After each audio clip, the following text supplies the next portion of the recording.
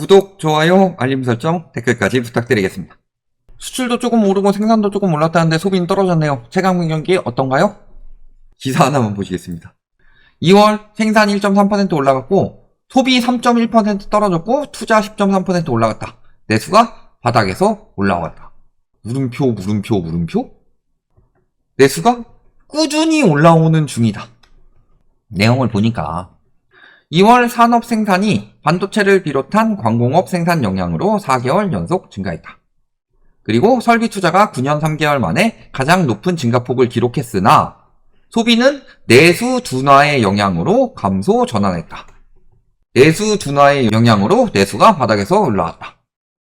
본인 얘기하고도 뭔 얘기인지 모르겠지. 자, 그래서 통계청이 29일 발표한 산업 동향에 따르면 전산업 생산지수는 1.3% 증가했다. 반도체와 기계 장비 등 제조업 생산이 증가를 많이 했던 영향이다. 특히 반도체가 4.8% 늘면서 반등했고 기계 장비와 전자부품 등의 생산도 증가했다. 대부분 이런 것들 뭐예요? 만약에 이런 것들이 내수 시장으로 흘러 들어왔다.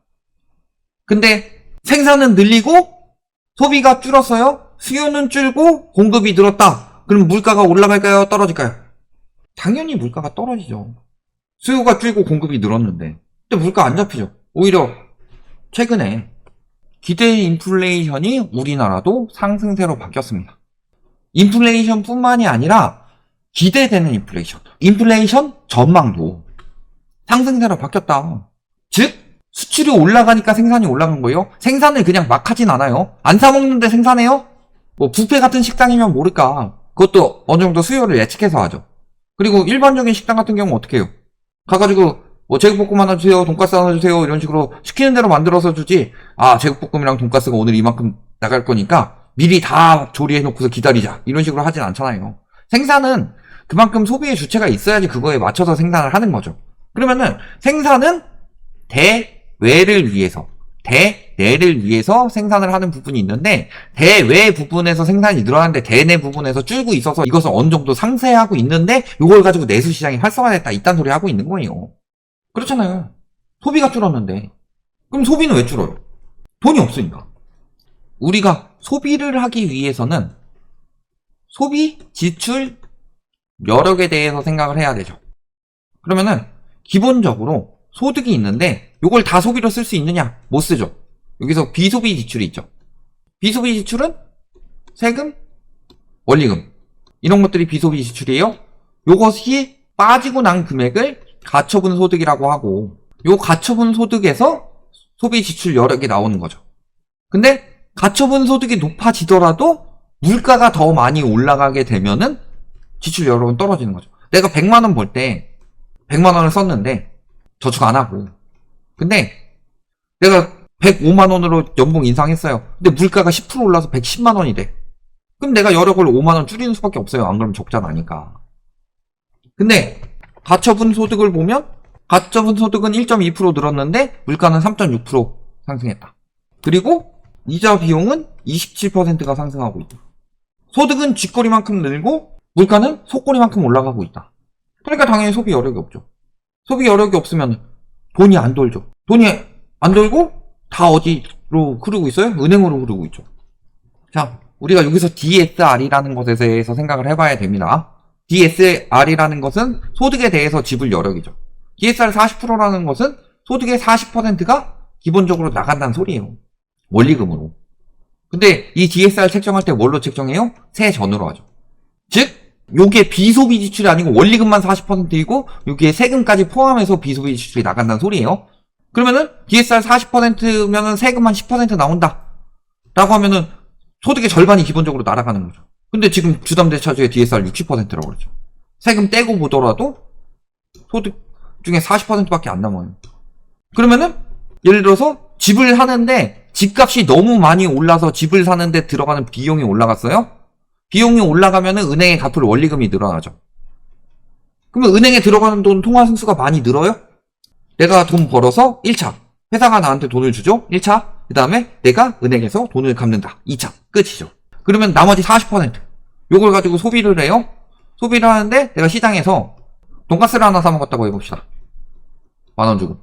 그러면요, 내가 요 식당에다 10,000원을 주면서 이 10,000원이 한 번 이동을 한 거죠. 근데 이 돈가스를 차리기 위해서 이 밥집에서는 뭐예요? 일단 건물주한테 월세를 내요. 돈가스 드리겠습니다 해가지고 마임으로 드세요 라고 할 수 없죠. 돼지고기를 사야 돼요. 또 쌀도 사야 되죠. 배추를 사든 김치를 사든 해야 되죠. 또 튀김가루 사야 되죠. 요런 것들로 돈이 도는 거예요. 그러니까 즉 내수시장이 좋아져가지고 소비가 돌아야지, 내수 경제가 돌아야지 통화 승수가 늘어나면서 경제가 활성화되는 건데, 그게 안 되고 있어요. 돈이 안 돌아요. 돈이 안 돈다는 것은 내가 나가서 사 먹을 돈을 줄여요. 그러면은 식당에 안 사 먹으면은 그만큼 정육점에도 들어가는 거고, 튀김가루 사러 마트에도 들어가는 거고, 그러면은 튀김가루 공급하는데도 들 만드는 거고, 김치도 들 만드는 거고, 이렇게 되는 거다. 다만 이제 반도체나 이런 것들을 외국에 수출할 것들만 많이 만들게 되고, 그러면은 상황이 어떻게 돼요? 지금 그래도 수출이나 생산이 조금 올라갔기에 다행인 거지. 그러니까 보면 어때요? 수출은 늘어나는데 수입은 떨어져요. 흑자가 나고 있긴 나는데 불황형 흑자가 나고 있죠. 수입이 안 되니까. 수입이 안 된다는 소리는 그만큼 소비하는 사람이 없다는 소리예요. 그러니까 경제가 굉장히 침체가 되는 거고, 그래서 이런 상황에서 경제위기나 금융위기까지 발생하게 되면 어떻게 돼요? 당연히 소비나 이런 것들은 더욱 위축되겠죠. 왜? 손실까지 봤으니까. 경제위기, 금융위기 발생한다는 것 자체가요, 침체가 굉장히 심하고 회생 파산 이런 것들 많이 늘어나고 은행권 붕괴도 일어나고 그런 거죠. 그러면은 이런 것들이 발생하게 되면 은행권에서 어떻게 대처를 할까요? 긴축을 하죠. 보수적으로 바뀌고. 그러니까 터진 게 많아요? 파산될 사람이 많아요? 은행에서 함부로 돈 빌려주겠어요? 그 다음에 연체율이 올라간다는 게 무슨 소리예요? 금융위기가 나타나면 당연히 연체율이 올라가죠. 연체율이 올라간다는 소리가 무슨 소리예요? 예를 들어서 100명 중에서 한 명만 연체를 한다. 그럼 100만 원씩 빌려준다고 하면요, 빌려준 돈 1억이죠? 근데 한 명 연체했으니까 9,900만 원 받는 거죠. 그럼 요때는 금리 2%를 하게 된다. 그럼 9,900명이 2%로 갚으면 어떻게 돼요? 98만 원의 수익이 남는다. 근데요, 안 갚는 사람이 100명 중에서 5명까지 늘어나게 된다고 해봅시다. 그러면요, 요때는 이율을 5%로 하더라도요, 9,500만 원이죠. 그러면은 9,975만 원이 회수가 됩니다. 여기서 알 수 있는 점 뭐예요? 한 명만 안 갚을 때는 2%로 해도 수익이 남지만 5명이 안 갚으면은 5%로 해도 손실이 난다. 즉 파산, 회생이 늘어날수록 나머지 성실 납부자들에게 부담이 돌아갈 수밖에 없는 구조다. 그러면은 첫 번째, 금리가 올라가게 되면 어떻게 되죠? 가진 사람들의 부담이 커지죠. 금리를 못 올리게 되면 어떻게 돼요? 회수가 늘어가죠. 그래서 변동금리 할 때 회수 들어갔어요, 과거에. 2012년, 11년, 12년 이럴 때 보면요, 저축은행 사태 터지고 나서 뭘 했냐면요, 집값 떨어진 만큼 LTV 적용해가지고 회수했어요. 근데 경제위기, 금융위기가 발생하면은 당연히 재산이 손실이 났어요. 내가 예를 들어서 집을 산 사람이라고 생각해봅시다. 10억짜리 집을 5억 대출 받아서 내 돈 5억에 대출 5억 껴가지고 10억짜리 집을 샀어요. 10억짜리 집이 30% 떨어져가지고 7억이 됐어요. 그러면은 내가 50% 빚이었으니까 빚이 3억 5천, 내 돈이 3억 5천 이렇게 되는 게 아니라 빚 5억은 그대로 남아있고 내 돈만 3억 까이는 거죠. 내 돈 2억밖에 안 남아요? 그럼 내 돈이 5억 모았던 사람이 3억이 순식간에 날아가게 되면은 허리띠를 조이겠어요? 아니면은 에헤라 될 대로 되라 하면서 돈 펑펑 쓰고 다니겠어요? 상식적으로. 거기에다가 특히 위험해가지고 무너지는 곳들은요, 취약계층이죠. 취약계층이 돈을 빌리는 곳은 1금융도 있겠지만 2금융일 수도 있고, 2금융 안 되면 리볼빙 쓰는 거고, 리볼빙 안 되면은 카드론 쓰는 거고, 마통 쓰는 거고, 이런 거예요. 거기서 막 터져 나오죠. 그러면은 뭐든지 다 대출 안 내주고 긴축하려고 하겠죠. 근데 문제는 경제가 안 돌아가니까 버는 돈도 줄죠. 실업자도 많이 늘어나죠. IMF 때 경제위기가 왔더니 어떻게 됐어요? 실업자 어마어마하게 늘어났죠. 금융위기 때는 어땠어요? 즉 돈을 벌기는 힘들어지고, 내가 40년 동안 돈을 잘 벌 거라고 생각해서 집을 샀던 사람이 중간에 해고가 돼요. 어떻게 감당하겠어요? 그러니까 지금 40대 해고를 우습게 볼 일이 아니에요. 40대 남성이 우리나라 지금 현재 상황에서는 경제의 중추가 되는데, 40대 남성의 해고가 엄청나게 쉬워졌고 해고율이 엄청나게 늘어났고, 그래서 40대 남성의 일하는 숫자가 줄고 있고요. 고용 안정성은 미국보다 떨어진다고 해요, 지금. 그러면은 지금 30대들이 40대 갔을 때 내가 아무리 안정적인 직업이라고 하더라도 한 공무원급 되지 않는 이상, 공무원이나 공사급 되지 않는 이상은 내 목이 간당간당하지 않겠어요? 근데도 뭔 배짱으로 40년, 50년 주담대를 받느냐. 그러면 그때 됐을 때 집값이 떨어지면요. 집값이 떨어지는 상황에서 내가 돈을 못 벌게 된다라고 하게 되면은 완전 급매로 내놓거나 경매로 내놓는 수밖에 없어요. 근데 부동산 같은 경우는 떨어지게 됐을 때 수요가 없죠. 그러니까 글로벌 금융위기 때 왜 사람들이 무너졌냐? 1억짜리 집 사가지고 갭투기해서 막 올랐어요. 그래서 1억 5천에다 내 돈 더해가지고 2억짜리 집 사요. 몬테크를 막 그렇게 해요. 아, 또 올랐어. 또 올랐어. 10번 올랐어. 근데 한 번 딱 떨어지니까 내 돈 다 날아간 거야. 레버리지를 잔뜩 껴서 하니까. 전세라든가 혹은 대출이라든가 이런 레버리지를 잔뜩 껴서 하니까 한 번만 떨어지면 작살이 나는 거예요. 그래서 구승일패하면 망하는 투자를 하지 말라는 거예요. 네 얘기했을 때 내 얘기한 뒤에도 계속 올랐는데 그때 그래가지고 산 사람들이 지금 팔았어요? 100만 명 사가지고 10만 명밖에 못 빠져나왔어요? 그리고 그때 그렇게 비싸게 판 사람들은 대부분 다주택자이고 지금도 안 팔리고 있죠. 지금도 와가지고 왜 계속 여기 있다가 악플 달고 있겠어요.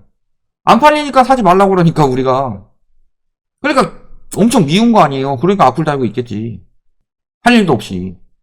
그러니까 경제 위기가 오면은 첫 번째 돈 벌기가 힘들어진다. 두 번째 대출 부담이 많이 늘어난다. 대출 한도도 많이 축소가 된다. 그러면은 한도가 축소되면 새로 신규 수요가 들어오기 힘들어요. 근데 기존에 있던 사람들은 돈 갚기 힘들죠. 그리고 저축 여력도 계속 떨어져요.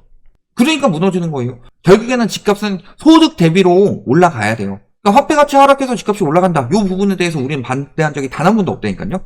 그렇게 우상향하는 건 맞다. 그러면은 이렇게 우상향해야 되는데 집값이 이렇게 거품이 꼈으면 이렇게 떨어지는 게 맞다. 근데 왜 폭락론자라고 몰아붙이느냐? 폭등했으니까 폭등한 만큼 떨어져야 된다. 우린 집값이 정상화돼야 된다. 이 이야기 하고 있는데 폭락론자라고 하고 있어요. 올라가는 사람한테 폭등론자라고 그래요? 상승론자라고 하죠. 떨어지는 사람한테는 왜 그러면 하락론자, 정상화론자라고 안 하고 폭락론자라고 그래요? 어휘 자체가 부정적인 의미를 심어주기 위해서 하는 건데 우리 보고 자꾸 그래서 부정적인 이야기를 한대요. 우리는 부정적인 이야기가 아니라 진실을 이야기하는 거고 집값이 지금 거품이 많이 생겨서 주거비가 많이 생겨서 힘드니까 정상화되는 긍정적인 이야기를 하고 있는데 그런 거잖아요. 그러니까 핵심은 뭐예요? 지금 이런 상황 자체가 수출이 좀 살아난 거지 내수 경기가 침체되면 결국에는 수출만 해서 먹고 살 수 있어요? 우리나라가? 돌아가요 그게? 자영업자들이 감자탕을 만들어가지고 외국에 수출해요? 아니잖아요. 감자탕을 와서 사 먹는 사람이 있어야 되지. 이런 부분을 잘 생각을 하셔야 돼요. 결국에는 중요한 거는 내수 경제가 살아나지 않는 이상 내수 경제가 침체되고 있다는 건 거품 붕괴의 징조고 그때 거품 붕괴하게 되면은 영끌족 위주로 집값이 박살이 난다. 이 부분을 생각을 하셔야 된다. 여기까지 말씀드리겠습니다.